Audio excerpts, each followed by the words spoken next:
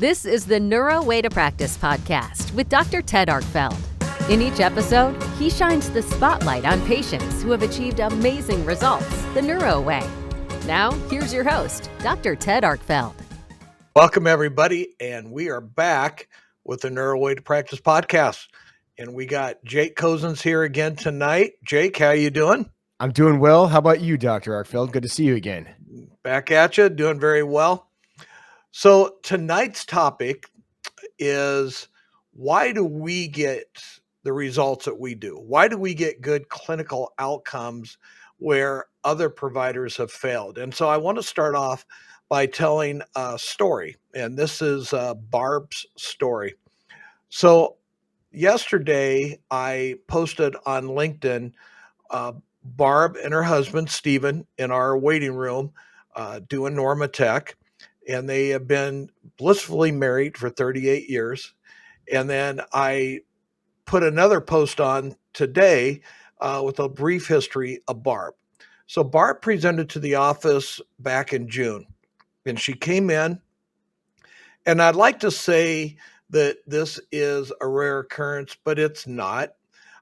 She came in and she told me her history. She had had ongoing low back problems for years and finally succumbed to lumbar spine surgery that occurred in March of last year. And this was down in Florida. And then she underwent 8 weeks of physical therapy. At the end of the 8 weeks, the PT said, "Nothing more I can do for you." Yet Barb was still in a pain rating 6, 7, sometimes an 8, was having trouble going from a seated to a standing posture, trying to bend down, tie her shoes, huge golfer. And the PT said, "Well, you're not going to be golfing for a while." This was the final remarks to her as she headed out the door. And fortunately, she found out about us, and she came in and she told me her history. And the first thing that I said to her is, "Well, you're not going to have to live this way, and I'll get you back golfing." She started crying. She just started crying. And she said, "Nobody has given me any hope at all." So this is one of the reasons we get the results we do. Because first of all they heard is, "You can't, you can't, you can't." And I'm telling them, "Yeah, I think you can. Matter of fact, I know you can, and we're going to make it happen."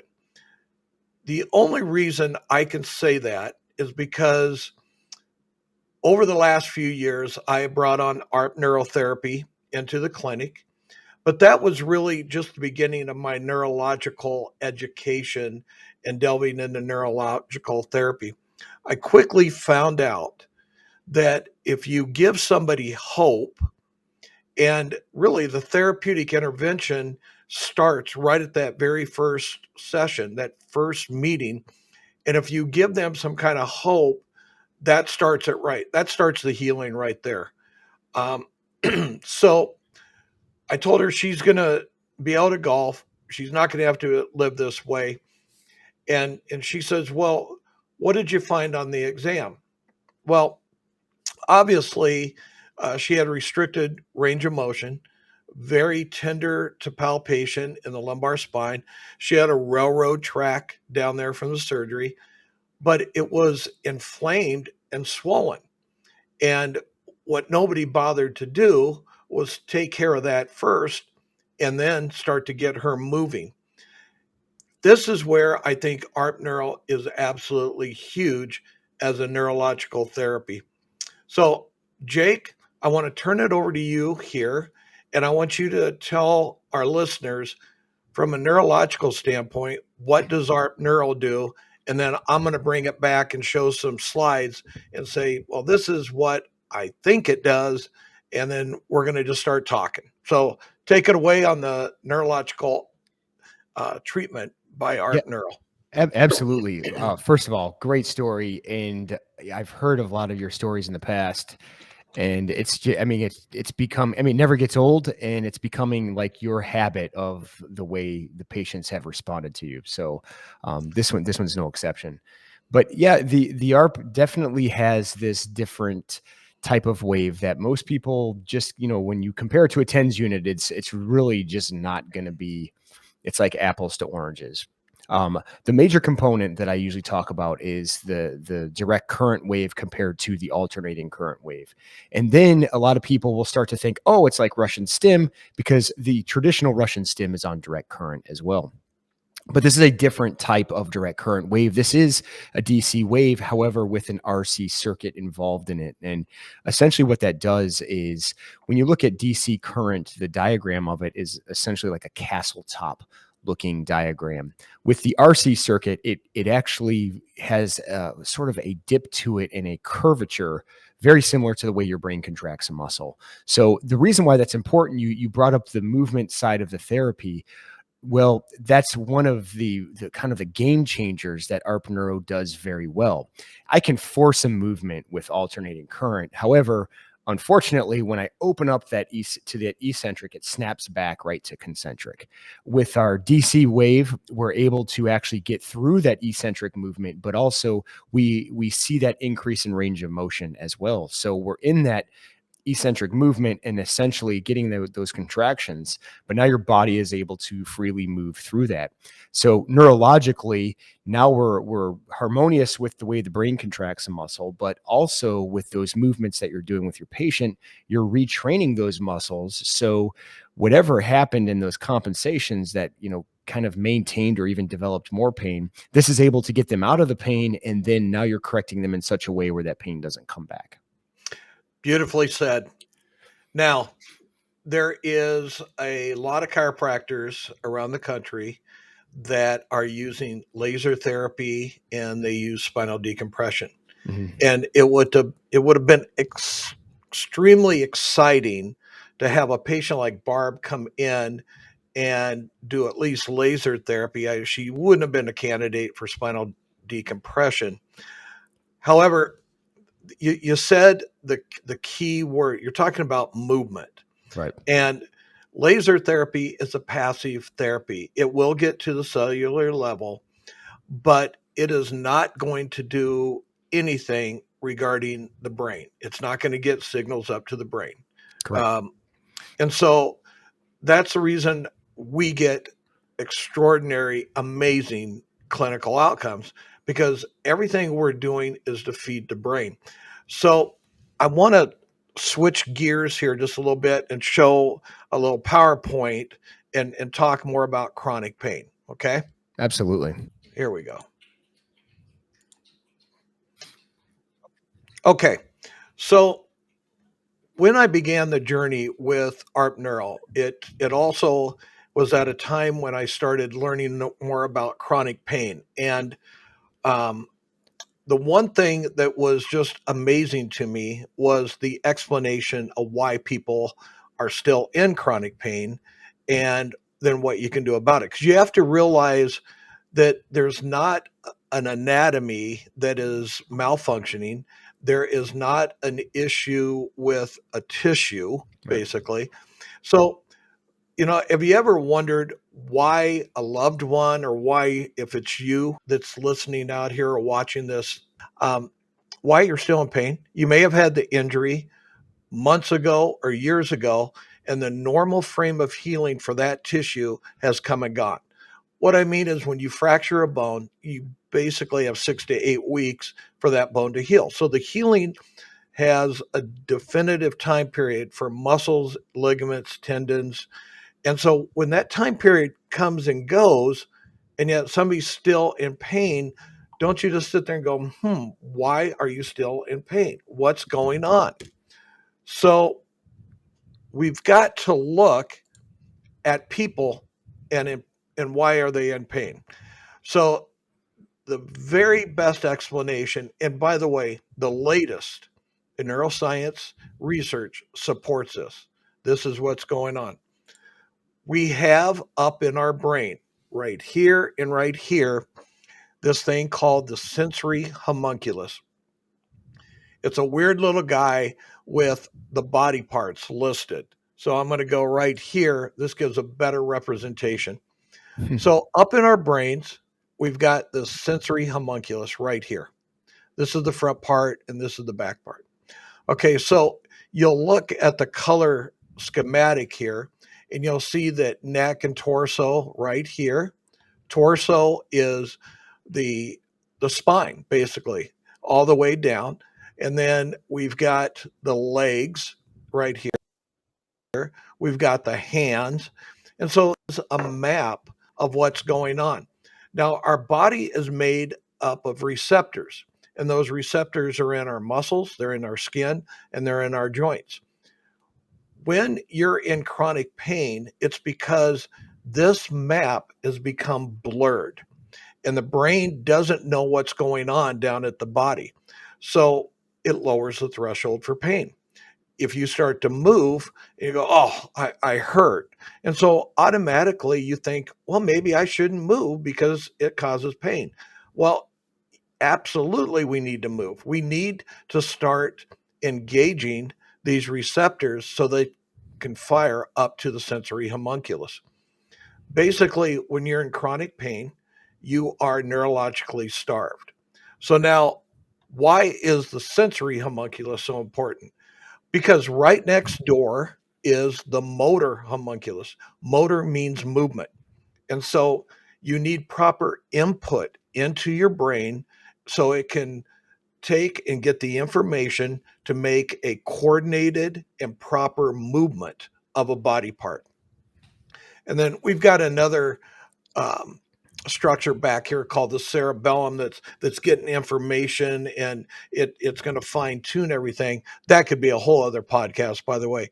But the reason that we are getting results is that, first of all, I'm not telling a patient, hey, you're out of alignment. You got something out. You got one hip higher than the other, because that's just not the case.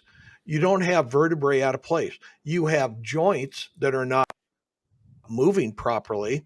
And when they're not moving properly, then they're not going to get the information up to the torso and then up to the brain. They're not going to get the information from down here up to where it needs to be processed so the brain knows what's going on. If we don't have good sensory input, we're not going to have good motor behavior or good movement. It's called sensory motor integration, and it is the cause of the majority of patients, many times with acute injuries and with chronic injuries. So what I believe is happening, I firmly believe this, and it's backed up by, again, everything, is that what's happening with ARP neural, that in our lumbar, in our spine, we have these muscles called the multifidus muscles. They are deep, deep down in, right next to the vertebrae. They are stabilizers of the spine. So I believe wholeheartedly that what's happening is that we are stimulating the muscle spindles, or little receptors in the muscles, and that's sending signals on up to the brain. The brain understands what's going on, going, okay, I'm getting information. I'm going to raise the threshold for pain. I'm going to allow that patient to move. And that's why passive therapies like laser, spinal decompression, and I love a massage just as much as anybody, but it's still a passive therapy, and it's not going to prepare the patient to get back doing what they got to do. Chances are they've already been to massage therapists. They've been to other chiropractors that have said, you got a bone out of alignment. They've tried all these adjustments and it hasn't worked. So, Jake, am I wrong about the ARP neural and what it does as far as getting down deep into the muscle spindles? Well, first off, I'm taking notes because this is the most detailed and intriguing thing I've ever heard about the homunculus. And so it's way above my head. I actually, it sounds like this would work, and it sounds like this is exactly what it's doing. That would be my hypothesis as well. My major question to that is, how do you think it works in correlation with the homunculus? Is it necessarily pad placement, or do you think it sparks regardless of where we're placing the pads? Both. Okay. I think it starts off with, let's say, Barb. What we did is we did do a scan on Barb, Mhm. and we found hot spots down in the glute med muscles. Big shocker, right? Yeah. The, you know what's really interesting, and I'm probably going to go off on a tangent, but most of the issues we're finding with patients coming in with like sacroiliac joint problems, low back problems, and if you are somebody out there that has pain from going from a seated posture to a standing, and it's not in the hip, it's towards your back and the little bumps, that's the sacroiliac joint. 9 times out of 10, what we're finding out is that there's a muscle in your butt, the gluteus medius muscle, and it's weak. And it's a main stabilizer for your SI and your low back. And it's not allowing stabilization to occur. The other thing that happens is your multifidus muscles, so deep muscles that are stabilizers to the lower back, lumbar spine, they are not doing their job either because they just have gotten weak and they haven't been receiving any information, any instructions. You know, those muscles, when they fire up to the cerebellum. Cerebellum is responsible for balance and coordination. So if you don't have information going up, your patients are neurologically starved. This is why I believe ARP Neuro works. Chiropractic has been a neurological profession since its beginning. However, I think we've kind of gotten away from that and really focused on musculoskeletal and forgot the neuromuscular. But this is why I believe we are getting exceptional results with ARP neurotherapy.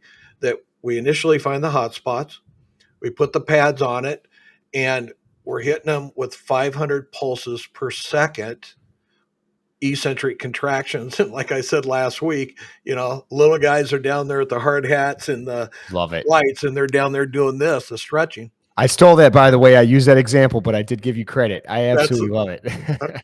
so that's why in order to get people moving, we have got to reestablish the connection with the nerve and the muscle. And I'd like you to talk more about that. Why ARP Neuro is so critical on reestablishing that information between the nerve and the muscle. Yeah, for sure. Because we're going to have some of those shut off. And I think you kind of addressed that. And our technology has an ability to turn them back on. And as a result of that, if anything in general is shut off, it's not absorbing force like it should. And this is able to kind of realign that, get information back in there, and actually get muscles to contract, get nerves to fire up again. And we see that even with some of the smaller modalities, something like a foot bath, it does, that as well. And sometimes we'll refer to that as a passive modality, but I can still argue that that's a movement therapy as well, because as we're increasing that output power that we essentially represent, it's representing force. Mm-hmm. It's forcing the toes to either curl, the heels to raise, and then your brain has to neurologically reconnect to understand that, hey, my feet are raising. I have to take a deep breath in, exhale, and then of course I can put my feet back flat in the tub. And what you'll notice with certain patients is if they take their brain off of that connection, they'll go right back into that compensation, and toes will curl and heel will raise because they're still trying to realign that. So yeah, we really have seen a lot of that even on some of the more passive modalities like the foot bath. So what we're talking about is it's brain therapy. Dr. Patrick Porter with BrainTap, who is not a chiropractor, PhD in psychology, said it so eloquently at a seminar a few years ago. He said the spine is the keyboard to the brain. And this is where, again, I think I know we're getting results where others have failed because, first of all, I'm looking at it differently. I'm telling the patient that we're going to look at things differently because they've been to other chiropractors. Okay. They've been through epidurals. They've been to PT, and nobody has addressed the neurological component. one of the reasons they haven't addressed it is they're not talking they're not looking for it like I am. And then they don't have the tool. They don't have the ARP therapy in order to reestablish that. When I say patients are neurologically starved, it means that those muscles are weak, the joints aren't moving. And it's really interesting is that the joints, when the joints aren't moving, so I need to clear up some misconceptions out there. When I do an adjustment, I'm not adjusting a bone that's out of place. I'm not adjusting a vertebrae. I'm adjusting a joint. And a joint really has, if I can hold up, it's like a gang symbol. A joint has these different movements available. They can go forward and back. They can go left and right. They can, rotate left and right, and then they can twist. It's my job during the spinal palpation examination to figure out where that joint is locked up. Now, just because you hear the crack, and I know the crack is a big deal now. You got TikTok videos going crazy. You got people on YouTube. Heck, there's even there's a doctor down in Miami. I think she even has a show. I think it's called Crack Addicts. All right. The crack has nothing to do with the clinical outcome, and that's been proven by research as well. It's called a cavitation, by the way. So I can get any joint to cavitate, and you hear things, but was that joint needing that adjustment? And what I mean by that, if that joint's not moving, those joint receptors are not sending the information up. But here is a real interesting fact. When that joint's not moving properly, the muscles surrounding it will start to shut off. They will not work. Don't work, then eventually they're going to get weaker. And that's actually shown on MRI. So when you look at an MRI, you can see areas of white. That's fat. That's like a steak that has a bunch of, by the way, you having a ribeye tonight again? I probably will. You know me. There's going to be some sort of steak involved. So there's fat, and that makes for a difficult clinical outcome any other way other than using the ARP neural and then using some other therapy. So the other reason I think we get results is that we layer the therapy. So we do the manipulation first. I got to get that joint moving. And we use a lot of different techniques. So with Barbara, I use Cox technique to get her going. Then we put the ARP, actually the PRS unit, part of the ARP family, 245 pulses per second. We put that on her, and then I would do very gentle Cox flexion distraction technique, because the whole goal, again, wasn't to put a vertebrae back in place. It was to get movement. Yes, I was right over the scar, and we got things moving. We are hitting her with current. Those muscles were able to absorb that current. We did toe touches. So we start them off with about 10 minutes of just a warm-up phase after I do the adjustment. Because, Jake, I always tell the patients this is your rehab and this is pregame, because otherwise you can get a little delayed onset of muscle soreness. Absolutely, right? 100%. And that is going to vary depending on how high that output power is, and that's essentially just the intensity of the current. So we use both the PRS and the RX. When they graduate from the PRS, we move them to the big clinical model, unless I think they're going to need the RX unit right away. So lately, there's been going from 500 pulses per second that the RX does, going down to 40 pulses per second. And do you want to tell us the advantages of doing that, or the change in protocol? Because I've seen that on the Q&A you guys have on Monday night. Yeah, we've changed some of our philosophy on the contraction speeds, and Originally, I used to say that 500 pulses per second was our major therapy setting when we're trying to get out of pain and we're trying to retrain the muscles, and it's more of a movement therapy.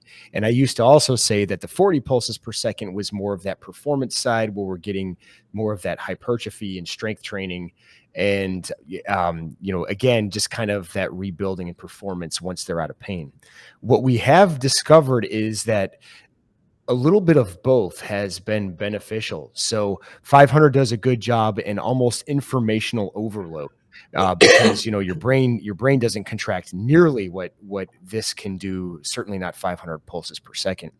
And so when we kind of overload that, that's kind of helping, like you were kind of talking about, opening up those closed pathways, so to speak, and you're able to sort of retrain that. The 40 does a better job so from what we've seen so far, and being able to now hold on to that and then strengthen those joint or the muscles around those joints, and also in a movement therapy.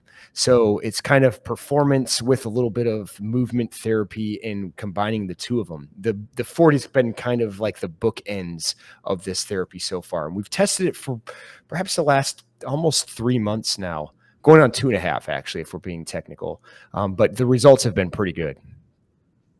So would you recommend that we change the protocol? Because it used to be 4 sets of 5 reps of whatever movement that they couldn't perform well or had pain, and we'd do that at 500 pulses per second. What would be the new protocol that you would recommend? That's a good question. So if you're still doing that protocol that we've had, for the past 5 years, keep doing it, especially if you're getting results. What I will say is we have changed the protocol as of now. So the new one is essentially doing a couple of sets with 40 on normal polarity, and then you actually raise the contractions to 500 pulses per second. You do another couple of sets of normal polarity, then you turn it down, and then you go to reverse, but you're still on 500. So then you do another 2 sets at 500 on reverse. And then the final one is essentially going back to 40, but staying on reverse, and you're finishing the last 2 sets. So you're still covering those 8 sets, 5 to 10 reps, give or take, but now it's a matter of kind of, again, bookending the 40 and keeping the 500 as sort of that the guts of the movement side of it. That's where the real intensity is at. And then the 40 is sort of like that warm up and cool down portion. Still intense, but not perhaps not as much as the 500. Okay, so for anybody out there that's hurting and suffering, and you're going, well, I've been to PT already. What's the difference? Well, I'll tell you that physical therapists are typically going to be very protocol driven. I'm sure that anybody that's been to PT will tell you that they will go in initially and they're going to put them on a stationary bike, maybe walk them on a treadmill to get them warmed up. We're not going to do that. I mean, I've got a treadmill and it's a nice one, but I'm not warming you up on the treadmill. I'm warming you up with the ARP Neural, because that's going to be the unit that is going to be able to get the therapy to you as quickly as possible. For those of you that don't know, ARP Neural, ARP, stands for Accelerated Recovery Performance. And so it's been our new branding now. We do get accelerated results. We get excellent recovery, and we're allowing you to go do whatever performance of activities you need to get done. So we get done in a much shorter duration every time a patient comes in. So we don't need you in the office for an hour. We need you in the office for 23 to 30 minutes. And then what would take weeks or months, well, I'm going to say months, we can go down to weeks. You've seen it, Jake. You see it with all the offices that are ARP clients, 100%. Right? And, I see it a lot with athletes as well, because I individually work with a lot of them that are injured, and something that could take, like you said, weeks, in some cases days. And with athletes, when that's their livelihood, a fraction of any type of increase is, paramount. And so if you're cutting that in 60 to 80% of, recovery time faster, I mean, that's priceless for them. So the other reason we get the results where others have failed, I fully appreciate that when you're in pain, it's emotional. and that you can go into a little anxiety, you can go into a little depression. Let's face it, when you're injured, a lot of things start running through your mind. When am I going to get back? Am I going to live like this the rest of my life? How am I going to make a living? And right where the pain centers, that sensory homunculus, real close in the anatomical neighborhood in the brain, is our emotional center. And I mean, everybody that has been injured or has been sick or is hurting understands that this is emotional. And so, one of the things with the anxiety aspect, and I just learned this a few weeks ago. Um, we use Brain Tap in our office, and that can be a whole other podcast too. But we started using actually the ARP Neural as part of our anxiety and recovery program. So, Jake, can you show Stretch Armstrong there? The pad placement, by the way, for the anxiety, what somebody would need, what we would do if they came in for anxiety. Yeah, for sure. And there's a couple of placements. I think the one you're probably referring to is the one that goes essentially on the vagus nerve, correct? Can go on the vagus nerve, and then the other is on the bottom of the feet and on the shoulder blades. So yeah, you're right. So there are a couple of those. Let me pull this over. So if you could see this, I'm going to use the larger pads just to kind of give you a better. Sometimes I have the smaller ones, but essentially, assuming this would be the black pad, and I'll do the one on the vagus nerve first. That goes right on the chest, just above the sternum, and then the red pad would go right below it, rather, kind of staying on that line like this, kind of covering that vagus nerve. So black above, red below. Now, the other one, and I personally like this one maybe a little bit better, at least just from my experience, is the black pad goes on the back of the neck, right there, just below the hairline. And then the two red pads are on the bottom of the heel. And that's a case where they're just laying face up, supine position, and you're kind of at their comfort levels. Black pad running down to the red. So this is a part of the nervous system that very few people are recognizing and or treating, and that's called the autonomic nervous system. And that's our stress response. So when you're in pain, there's a lot of sympathetic involvement. Sympathetic involvement means if you come across a bear in the woods, your heart rate's going to go up, respiratory rate's going to go up, eyes are going to widen up. People are living like this. And so we have to get you into more parasympathetic or the rest and digest type of system. And this is one of the ways that we are really taking the leading. We're going crazy. And this is why ARP Neural, I can do a lot of different things. So what we do, we'll put people in Brain Tap, so they're listening to either soothing music or they're listening to Dr. Porter Take You to a Beach. We have the Love ARP that Neural one, by the way. Oh, it's great. It's great. By the way, I do Brain Tap every day at lunch. And then we do Normatec. Normatec is the compression therapy. And we do all three of those at the same time. Now, yeah, it takes a little bit to get set up. We're not any kind of high volume practice. I just don't want to do that. Not built that way. And we keep the patient in there anywhere between 23 and 30 minutes. We have recliners in every one of our rooms, and we got one room that they can go in, and most of the time we have to go in and wake the patient up. They get a little power nap, but that helps with the pain as well. We did that for Barbara. Barbara was coming in. We did Brain Tap because there's pain recordings on there, how to get out of pain. We did Normatec and we did ARP Neural. So it's comprehensive what we do. I just want to get you out of pain. So I'm going to do a little shameless. See it at the bottom there, Jake? Oh, we got we got the little tick. I'm sorry, everybody, but hey, visit us. Go visit us, arkfeldchiropractic.com. Actually, love I it. just learned how to do this with the podcast. So That's some fancy equipment. We don't do that on our podcast. I got to figure out how you did that.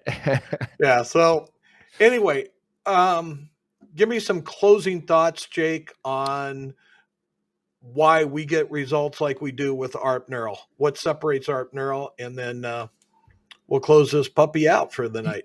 I don't know if I'm going to say what you think I'm going to say, but I've noticed this over the course of the years.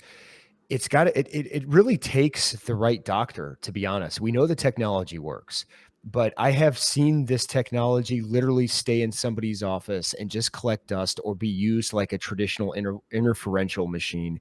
And you're just not going to see those wow factors in the aha moment. It's almost like, having a Ferrari, but leaving the keys on the shelf and just looking at it. You're not using it to the capabilities that it's designed to be used. So it's doctors like yourself, Dr. Arkfeld, that focus on the movement therapy and realize that movement is truly key, and then using this device to its fullest. If you're looking to go into like that direction, this technology is going to be wonderful for you and also your patients. If it's treated like a traditional stim, you're just going to have a more powerful stim that feels a little bit different, but you really have to see it at its best when you're doing that movement side of it. I had a patient the other day ask me, why do you do those podcasts? I said, well, do you enjoy them? Well, yeah, but why do you do them? And I said, well, there's a lot of Logans, there's a lot of Gages, there's a lot of Barbaras out there that normally probably wouldn't come see me as a chiropractor because they equate a chiropractor with cracking a back. And that's the last thing. They don't want to be hurt. It's the last thing they want. And yet they're just out there floating. They don't think there's anybody out there that can help them. And oh my gracious, if you are a chiropractor and you've got an RX unit that's just sitting on the shelf gathering dust, first of all, I can understand if you just are maybe a little intimidated by the technology or don't know how to implement it. That's all stopping right now. I actually am going to plug, Jake, we're going to do a webinar for the ARP Neural clients, and I want to address those issues. It's going to be a 1-hour webinar. It's going to be November 14th. So if it happens to be an ARP Neural client on here, get in touch with me. An email is on that website. Get in touch with me so you can get signed up. If you are somebody that is in pain right now, or you know somebody that's in pain and they've given up hope, well, not all has been lost. Again, the new tagline we use, when they tell you you can't, we tell you you can. And we get good results. So I love it. Hey, thanks everybody for joining us, Jake. Next week. Dr. Arkfeld. Yeah. Always good to see you. All right. You too, sir. We'll talk soon.